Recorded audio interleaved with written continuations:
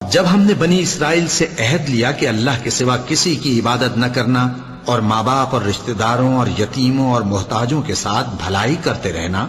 और लोगों से अच्छी बातें कहना और नमाज पढ़ते और ज़कात देते रहना, तो चंद आदमियों के सिवा तुम सब उस अहद से मुंह फेर कर पलट गए। और जब हमने तुमसे अहद लिया कि आपस में कुछ तो खून न करना और अपनों को उनके वतन से न निकालना, तो तुमने इकरार कर लिया और तुम इस बात को मानते भी हो।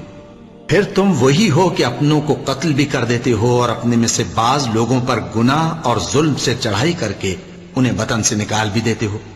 और अगर वो तुम्हारे पास कैद होकर आए तो बदला देकर उनको छुड़ा भी लेते हो,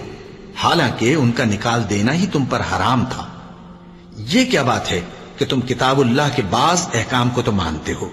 और बाज से इनकार किए देते हो। तो जो तुम में से ऐसी हरकत करें उनकी सजा इसके सिवा